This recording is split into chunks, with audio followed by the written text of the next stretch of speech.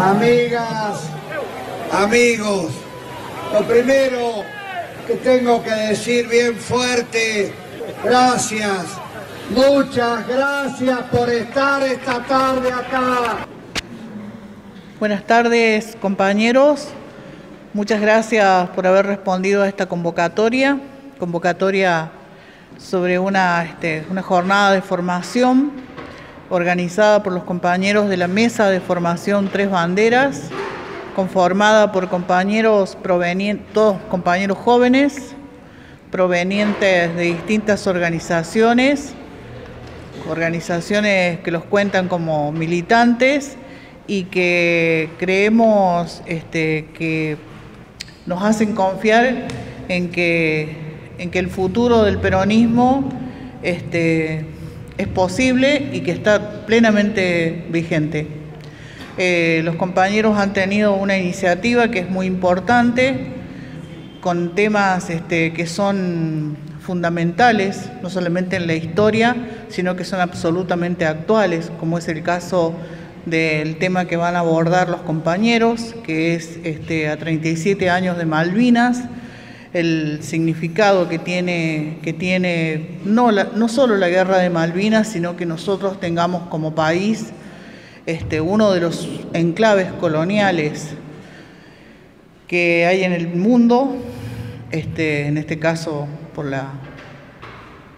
ocupado una parte de nuestro territorio por los ingleses, y que es una situación inadmisible para el derecho internacional y que hoy lamentablemente el gobierno nacional ha abandonado como reivindicación permanente para mantener la integridad de nuestro territorio. No solamente eso, sino estar permitiendo la expoliación de los recursos naturales de las islas y de la zona adyacente, y además ser funcionales a los intereses geopolíticos de las estrategias de los poderes centrales encabezados fundamentalmente por Estados Unidos. Por eso yo quiero saludar esta convocatoria. Tiene prevista una continuidad, la formación encarada por los compañeros, del que participan también compañeros de organizaciones sindicales que acá están presentes, compañeros de UPC, de gráficos y de otras organizaciones, que va a tener continuidad y que en eso estriba la mayor importancia. Nosotros tenemos una gran necesidad de sostener principios, sobre todo del peronismo, que es una de las herramientas con las que contamos, la principal, para poder confrontar con esta cuestión del mercado como dominante absoluto de nuestra vida y de nuestro futuro y de nuestros hijos. Por eso entendemos que la formación es clave y que la hayan tomado los jóvenes es lo mejor que nos puede ocurrir. Por eso, gracias, compañeros. Acá nos acompañan los compañeras Janina Florida y el compañero Gastón Sander, que se van a referir a este tema, que son compañera es licenciada en Historia, el compañero es de la Universidad de Villa María. Así es. Estudiante de Ciencias Políticas, que ha hecho un trabajo sobre el tema, y bueno, creemos que nos van a brindar, seguramente nos van a aportar conocimientos y nos van a aportar una visión muy importante sobre este tema que todavía nos duele, que nos sigue doliendo muchísimo, hasta que verdaderamente en nuestro país tengamos la independencia absoluta. Gracias, compañeros.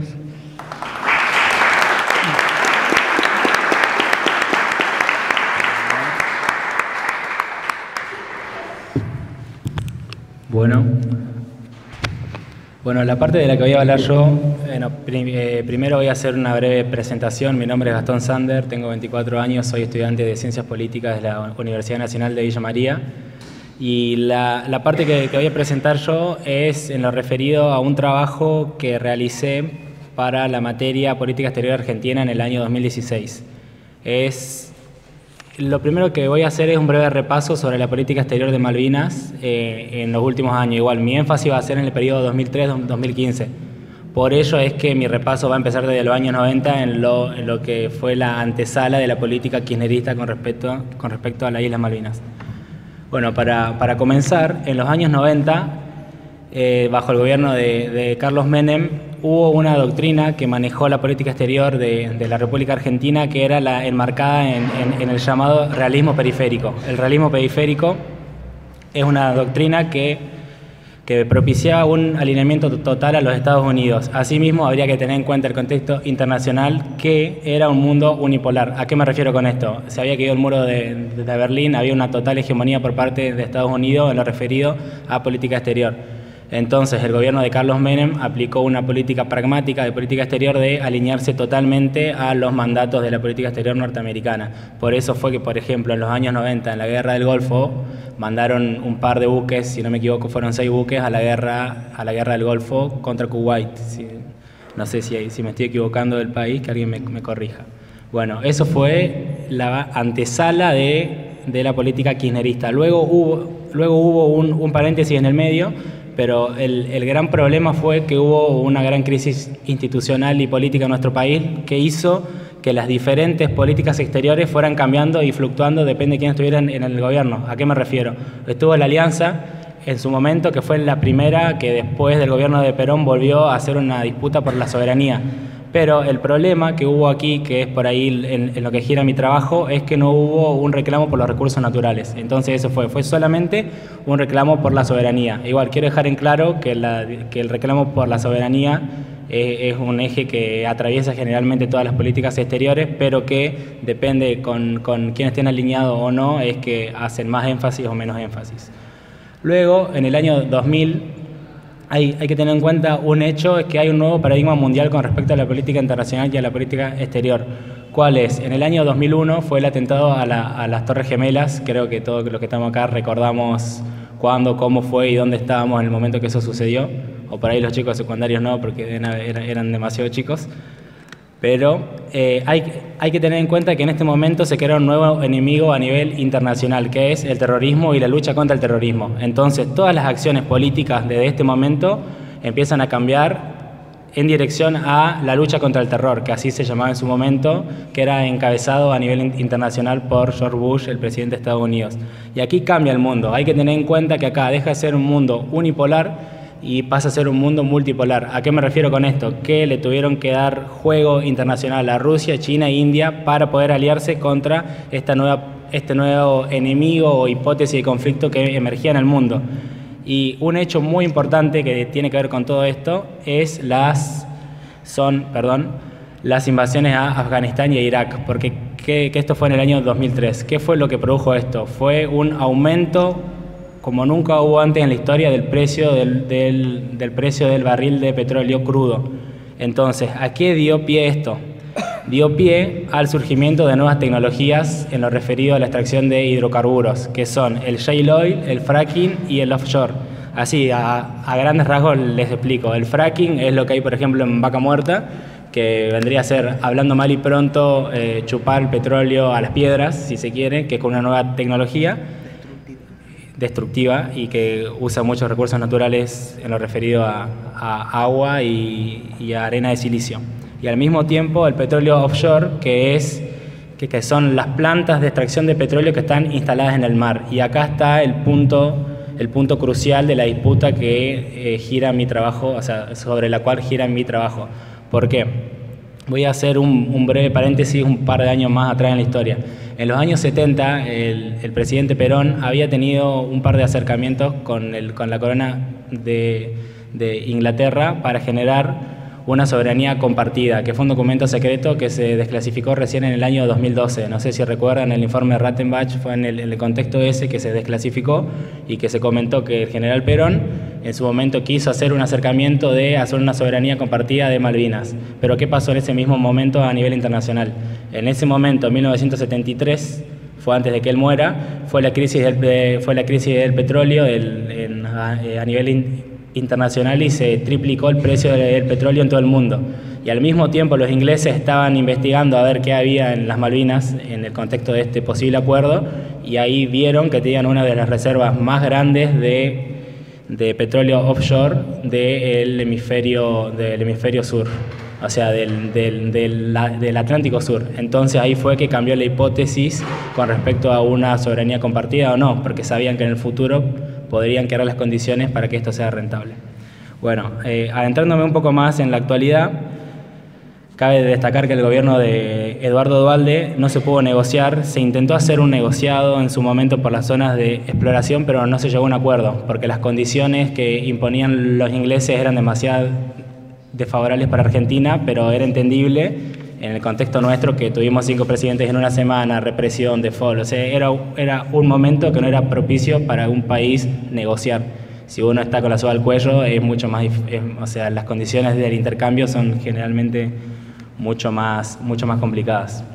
Entonces, en resumen de todo esto que le comenté recién, hay 2 cosas que son por ahí un mea culpa que tenemos que hacernos nosotros como compañeros de parte del peronismo, y también pensando luego en el país que nos toca a nosotros en el futuro.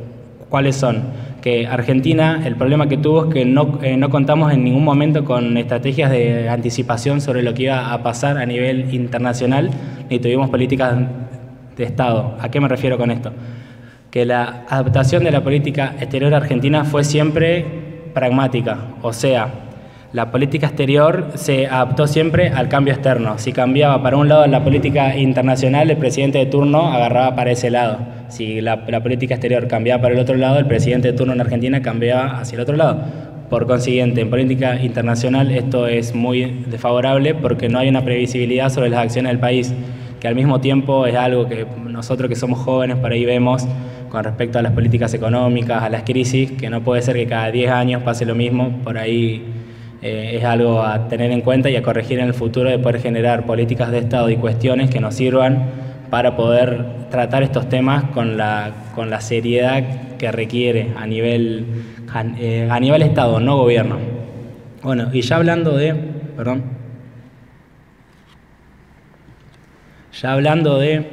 la parte, la que más énfasis hice, es la parte de lo referido entre los años 2003 y 2015. Como les comentaba hace un rato, cambió el mundo. Ahora es un mundo multipolar que tiene diferentes actores que toman diferentes tipos de decisiones a escala internacional. Al mismo tiempo hay una suba en los commodities. O sea, ¿qué son los commodities? Son todos los productos primarios. Entonces sube la soja, sube el petróleo, sube todo lo que tenga que ver con producción primaria. Entonces, en ese contexto es que la política exterior de Néstor Kirchner, y luego continuada por Cristina Kirchner, es que se le da una prioridad al llamado sur austral. Que es el sur austral, todo lo que esté del Ecuador hacia abajo. Entonces, en este contexto, las Islas Malvinas, Sandwich, Georgia del Sur y la Antártida empiezan a tomar un papel clave en el futuro del país y en la planificación del futuro del país. ¿Por qué? Porque son grandes reservas de recursos naturales. ¿Y cuál es la hipótesis sobre la cual gira mi trabajo? Es que justamente lo más importante de Malvinas, aparte de la soberanía, que es una cuestión que no se discute ni se negocia, es la cuestión de los recursos naturales. ¿Por qué? Porque en el nuevo sistema capitalista, con las nuevas características que tiene el sistema capitalista en el siglo XXI, el país que tenga energía más barata va a tener un diferencial en cuanto a los costos de producción. Entonces, el país que tenga energía más barata va a colocar sus productos en los otros países. Entonces, esto es muy importante. ¿Por qué? Porque justamente no solo tiene que ver con la cuestión productiva, con la cuestión de que hay una gran reserva de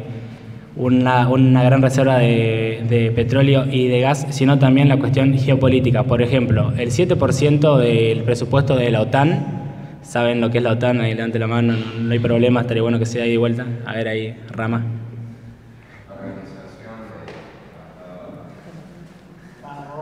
Atlántico Norte. Atlántico Norte. Así es, la Organización Tratado Atlántico Norte, que son los países que ganaron la guerra, y en realidad no, porque no está incluido China, pero son todos los ejércitos que están alineados bajo la misma política exterior, que son los países europeos encabezados por Estados Unidos.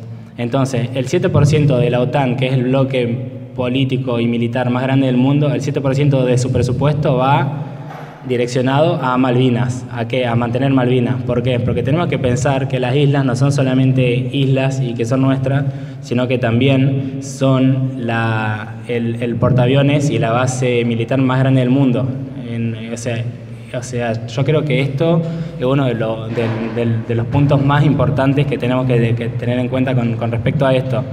Por ejemplo, si yo tengo un avión y quiero tirar una bomba en el Amazonas, llego en 2 horas, vuelvo, bajo, cargo combustibles, cargo agua y estoy ahí tranquilamente. No sé si recuerdan un hecho que pasó hace no tantos años. En su momento, uno de los grandes logros que fue en el año 2009 fue que se amplió la plataforma marítima de Argentina y que demostraba por los estudios internacionales reconocidos por la ONU que las Islas Malvinas entran dentro de nuestra plataforma continental marítima. Pero luego, en reacción a eso, en respuesta a eso, fue que el gobierno inglés en el año 2012 mandó ya a explorar los recursos naturales para hacer la extracción de petróleo y al mismo tiempo hicieron ejercicios militares en Malvinas después de 30 años, perdón. No sé si recuerdan que en una época vino el príncipe a Malvinas, que estuvo en un avión, que dio un par de vueltas. Bueno, fue todo en el contexto de esto, que estaban preparando la antesala para generar una extracción de recursos naturales. Entonces, por ahí está bueno tener en cuenta 3 ejes, no solo el eje de la soberanía, sino el eje geopolítico que nos demanda a nosotros como compañeros, como peronistas o como gente del campo popular, a pensar la cuestión Malvinas y difundirla no como una cuestión de Argentina, sino como una cuestión de la región del continente, porque como pueden llegar en 2 horas a cualquier lado de Argentina o en media hora, pueden llegar desde esta base militar, pueden llegar al Amazonas, pueden llegar al Orinoco en Venezuela, pueden llegar a diferentes lugares donde hay recursos estratégicos que no estamos en condiciones de perder en relación al futuro y a las deudas que tenemos también en el país. Asimismo, ya para dar un cierre, es por ahí remarcar la hipótesis sobre la que estamos rondando, y después también me gustaría que si alguno tiene una duda que la realice. Que lo más importante con respecto a esto no es solo la soberanía, sino también los recursos naturales. El país que tenga la energía más barata va a ser el país que coloque sus productos en otros lados del mundo. Y ustedes piensen al mismo tiempo que el valor del barril del petróleo estaba cerca de los $100, luego bajó a 80. Para que sea rentable extraer petróleo con fracking tiene que estar aproximadamente en $77 el costo del barril. ¿Y qué pasó? Estados Unidos, en la zona sur, en la zona de Texas, tiene petróleo no convencional. El valor del petróleo entre 2003 y 2013 estuvo por arriba de los $77, lograron el autoabastecimiento energético y automáticamente cuando lo lograron se desplomó el precio a 30. ¿Por qué pasó esto? Porque hoy en día, no sé si lo pudieron ver algunos, si no pueden buscar, Donald Trump cuando abrió las sesiones este año dijo: somos el país que más energía tiene y la tenemos dentro de nuestras fronteras. ¿A qué se traduce esto? Que hay que tener mucho cuidado y hay que tener al mismo tiempo mucha precaución con respecto a esto, porque los productos estadounidenses van a valer mucho menos de lo que valían ya en su momento. Ya no tienen que ir a buscar el petróleo a Irak, no tienen que buscar el petróleo en Arabia Saudita, ahora el petróleo lo tienen dentro de su frontera. Entonces, en este momento la guerra ya no va a ser una guerra comercial, sino va a ser una guerra de tarifas. Pensemos en Aranguren, pensemos en por qué le compramos el gas a Chile, que lo trae de Inglaterra, $4 más caro el millón de BTU, si lo podíamos comprar al mismo tiempo en Bolivia. O sea, son una serie de cuestiones que las dejo abiertas para que pensemos y para que luego, dentro de los próximos y venideros ciclos de formación, podamos ir elaborándolo y al mismo tiempo que surjan todas las dudas y intentaremos responderla. Así que no sé, más que nada eso. Si alguien tiene una pregunta, no sé. Después. Disculpe.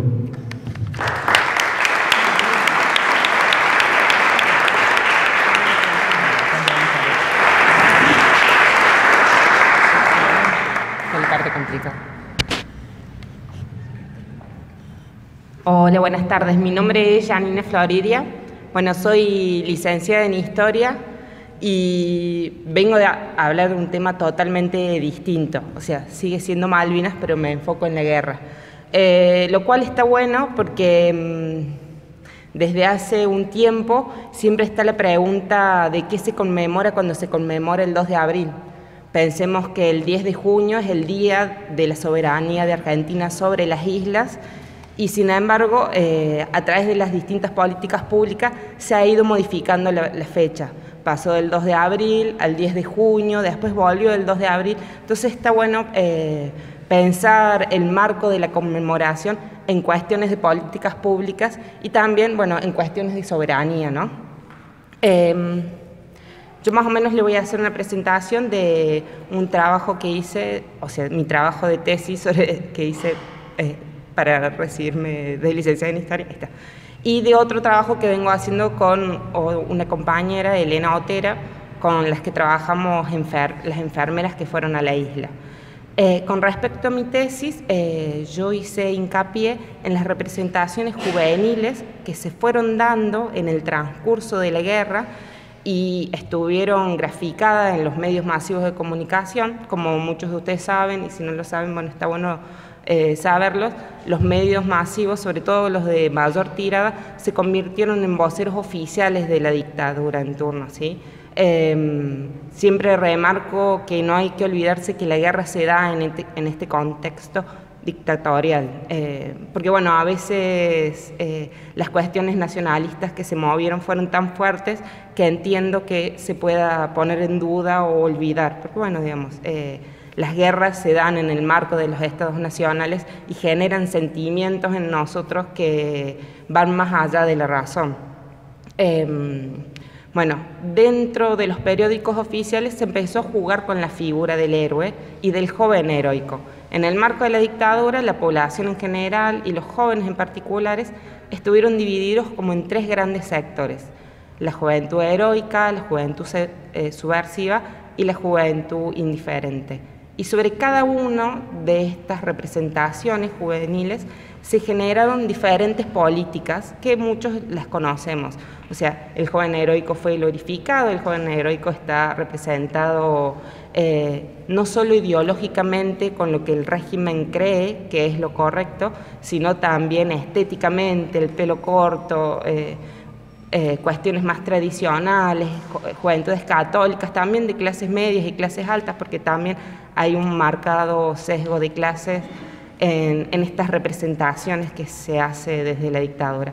El joven subversivo es el joven sobre el cual el aparato militar recae con toda la fuerza, desde la persecución, la desaparición, diferentes formas de violación a los derechos humanos, y más allá de algunos marcos teóricos como jóvenes con ideas foráneas, comunistas, que se van poniendo en duda, no hay un marco total que pueda definir, digamos, qué era ser subversivo. Desde lo estético se podía ser subversivo, usar el pelo largo, escuchar rock. Recordemos que el rock nacional ingresa de manera como legítima en este país, o empieza a ser llamado rock nacional en el marco de la guerra de Malvinas, no antes.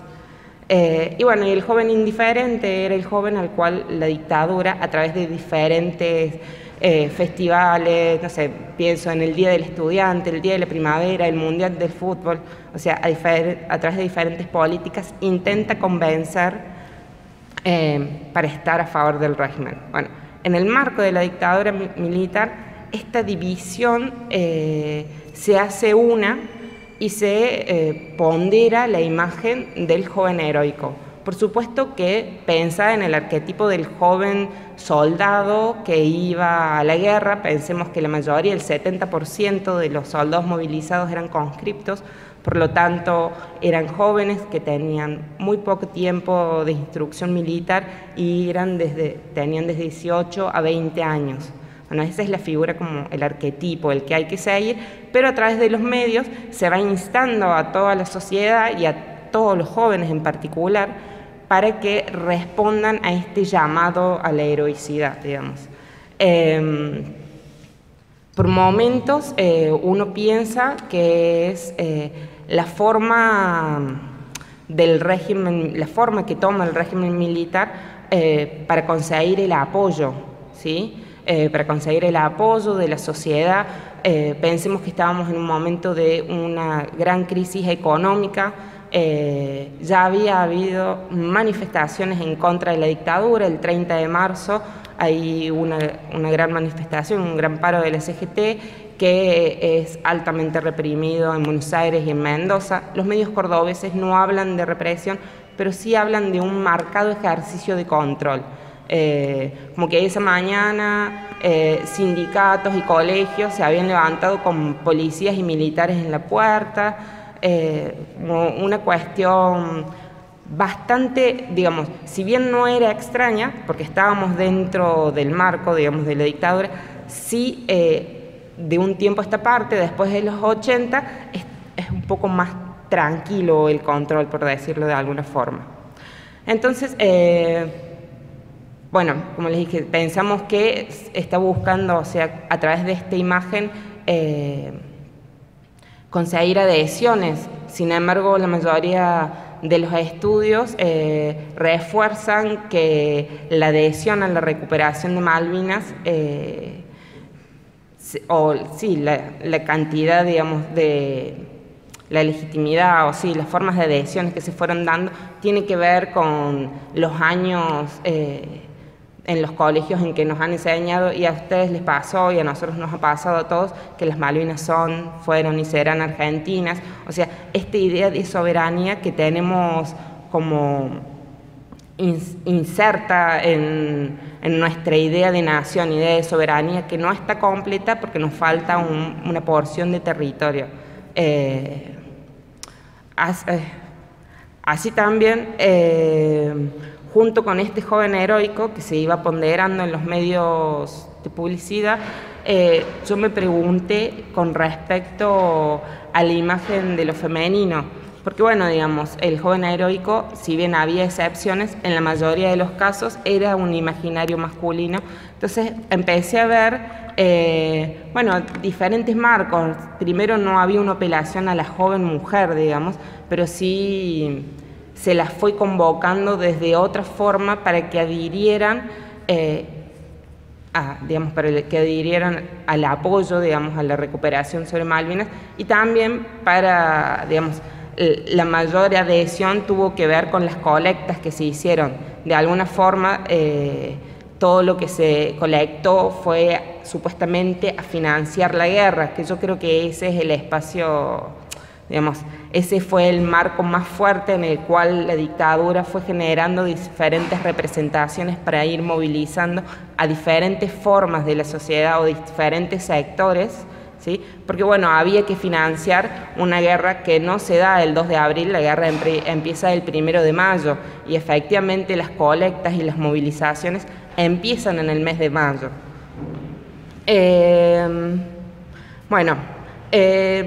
Les voy a contar un par de cosas que se fueron dando en la sociedad cordobesa, más o menos como para dibujarles el panorama, digamos.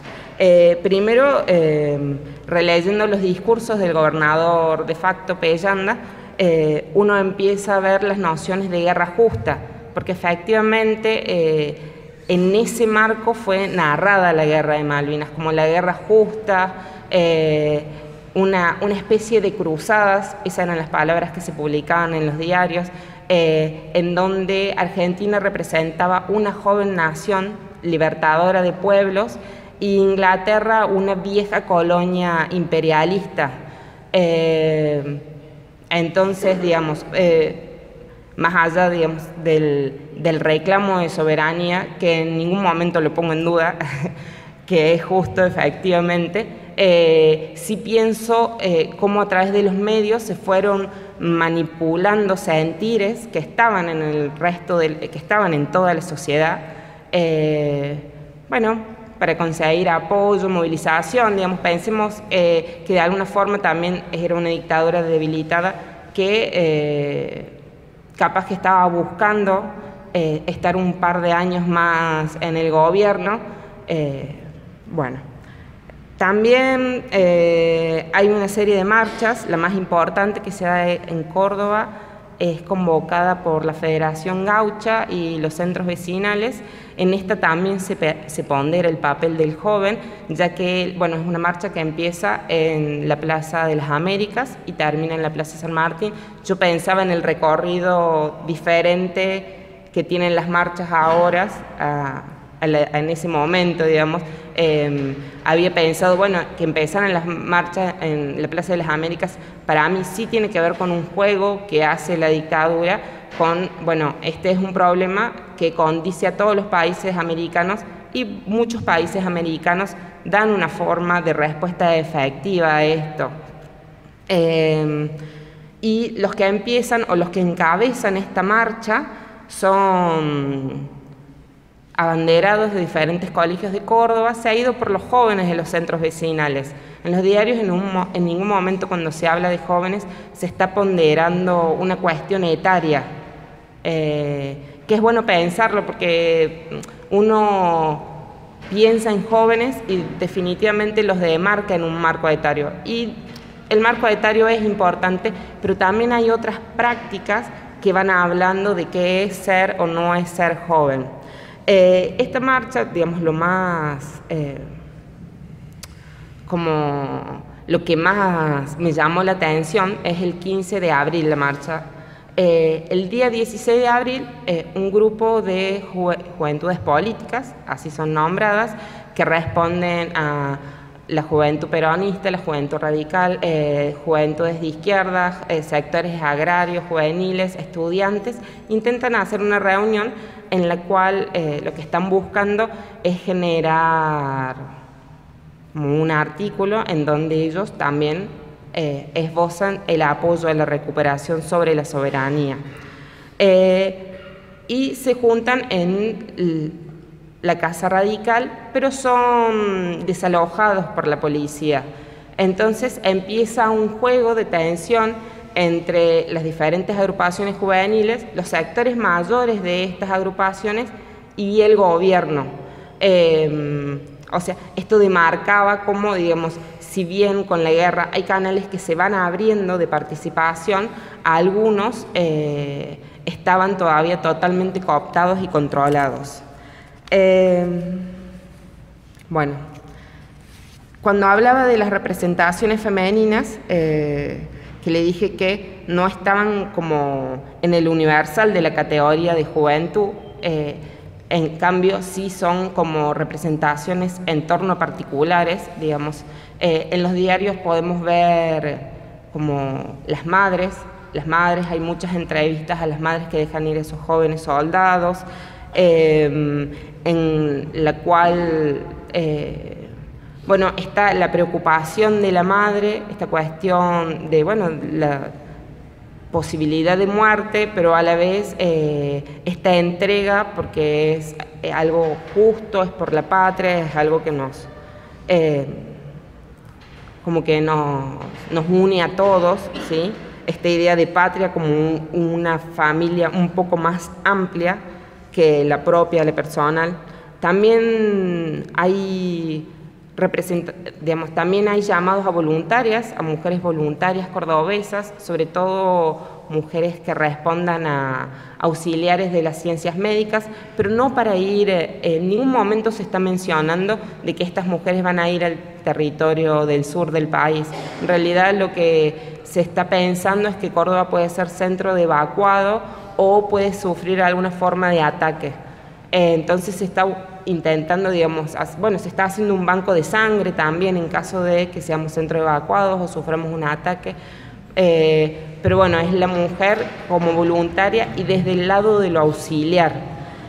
Y por último, otra de las representaciones que seguro que ustedes las han sentido nombrar son las madrinas de guerra, aquellas mujeres que amadrinaron a algún combatiente, le escribieron cartas, tejieron. ¿Sí? Se habla mucho de todo lo que se tejió de abrigos para enviar a los soldados.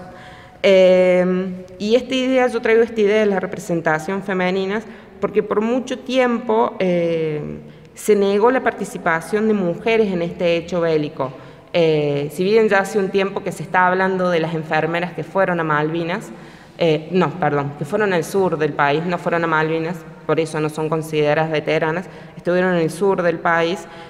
Por mucho tiempo fueron un grupo invisibilizado, silenciado, que cuando se dieron la baja del ejército, efectivamente se les pidió que todo lo que sucedió ahí no dijeran nada. Lo mismo que a los jóvenes soldados, digamos, por no repetir la palabra joven, creo que lo he dicho un montón de veces. Entonces, de alguna forma, la idea de la mujer quedó condicionada siempre a un espacio local, llegando a invisibilizar a mujeres que en muchos casos también eran muy jóvenes, de 16 a 20 años, algunas estaban bajo la tutela del Estado y algunas han hecho denuncias de maltratos y violaciones por parte de sus superiores a cargos. Bueno, eso es lo que yo vengo trabajando desde el marco de mi tesis y, bueno, y en otras actividades. Y sí, digamos, pienso que cuando pensaba en esto del 2 de abril o el 10 de junio, y pienso en las cuestiones políticas, porque si uno va a la vigilia del 2 de abril, es una vigilia totalmente tomada por sectores militarizados y por algunos grupos nacionalistas, y pareciera que la disputa de Malvinas quedó en esa guerra, digamos, y nos perdemos, digamos, todas estas cuestiones de soberanía que son súper importantes, y me parece que, por lo tanto, hay que abrir preguntas. ¿Qué se rememora cuando se rememora Malvinas? ¿Por qué la guerra? ¿Y por qué la soberanía?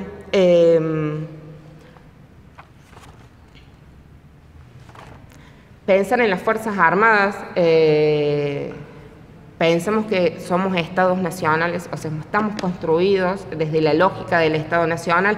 Eso también lleva a que, por ejemplo, combatientes que pertenecieron a los pueblos originarios también fueran invisibilizados, porque estamos dentro de la lógica del Estado Nacional y por lo tanto las Fuerzas Armadas responden a esto del Estado Nacional. Entonces yo sí creo que es necesario que desde la política, y no solo desde la política oficial, desde los que están en el gobierno, sino los que participamos de agrupaciones políticas, que tenemos intereses políticos, empezar a pensar de una forma más seria lo que es el reclamo de la soberanía, el papel de nuestras Fuerzas Armadas y las fuerzas policiales también. Y bueno, por último, más allá de las preguntas que capaz que son preguntas que me hago a mí misma, porque de alguna forma ingresar al mundo de la guerra de Malvinas es ingresar a un mundo militar y por lo tanto tal vez a mí me suena como un mundo muy diferente al mío. Hace unos años dábamos una charla sobre las mujeres en Malvinas y en Jesús María y el público eran todas chicas gendarmes. Entonces ellas nos contaban una realidad totalmente diferente a la que, no sé, yo vivo día a día, digamos, y una relación, no sé, con las prácticas militares, con las masculinidades totalmente diferentes, y lo cual es gratificante porque, bueno, digamos, no estaría en ese otro. Bueno, yo siempre pienso que la guerra de Malvinas posibilitó este juego de cambiar el foco del enemigo, ¿sí? Y bueno, no sé si los argentinos, pero casi todos, tenemos como mucha capacidad de pensar en la lógica de amigo-enemigo. Y me parece que el tema de Malvinas nos devuelve una realidad que se puede complejizar mucho más que desde esa lógica. Bueno, eso sería todo. Gracias.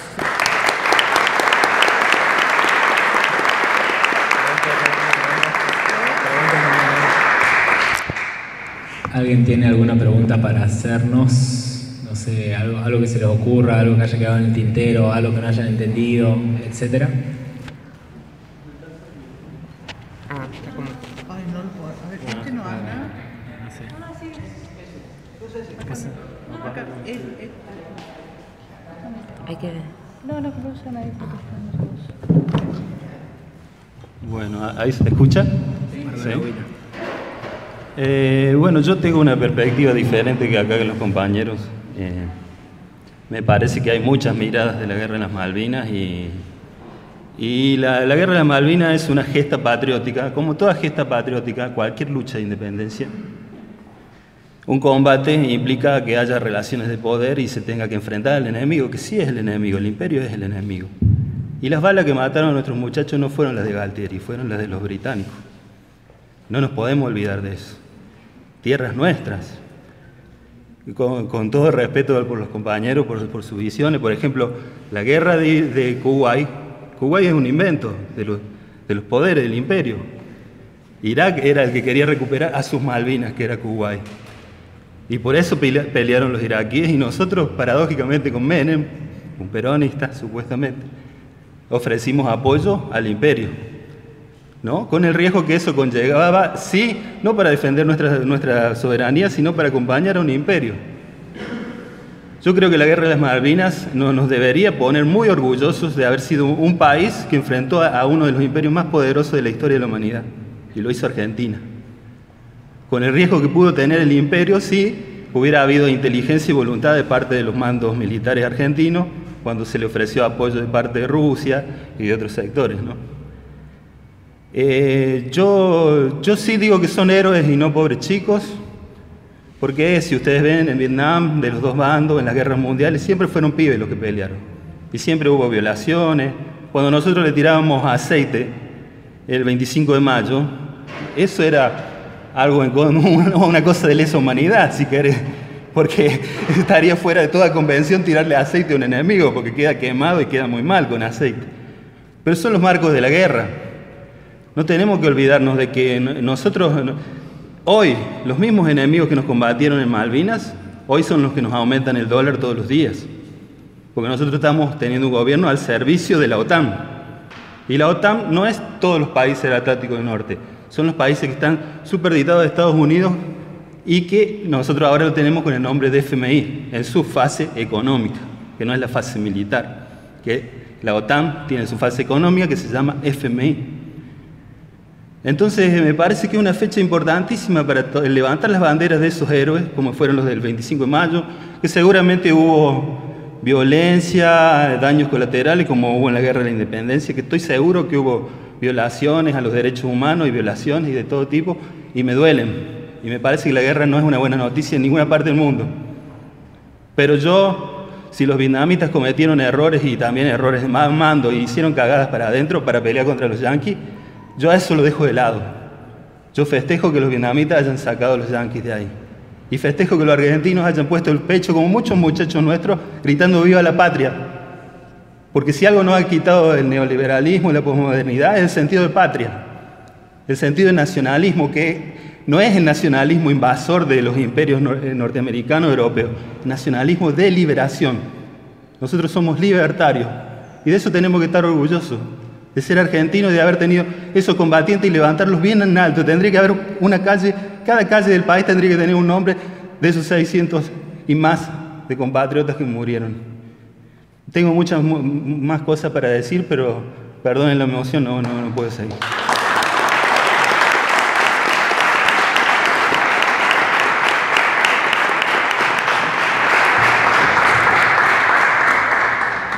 Muchas gracias, Ale, por el aporte.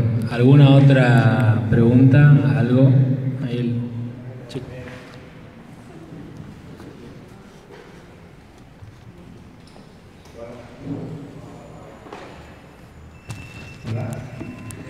Bueno, mi pregunta era para la señorita. ¿Cuál era la diferencia de los jóvenes de esa época con respecto a los pibes de hoy que están en la política, digamos, en el mundo de la política?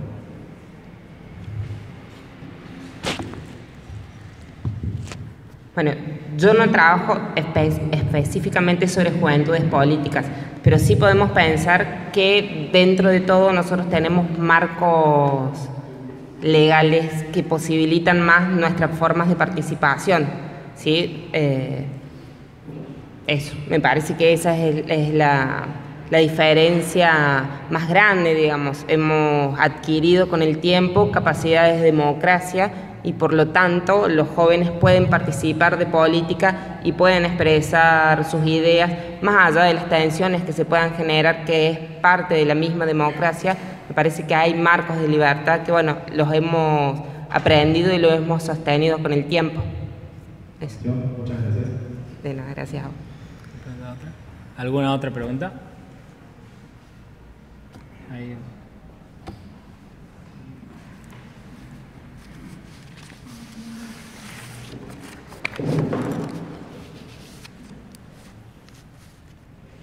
Sí, mi pregunta era